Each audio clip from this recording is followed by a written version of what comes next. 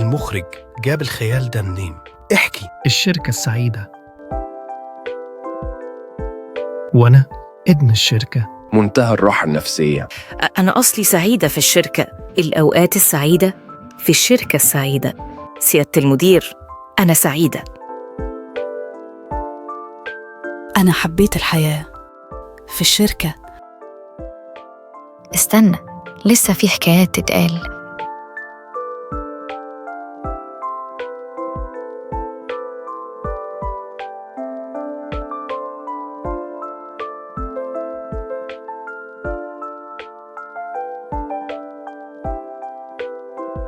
قريباً.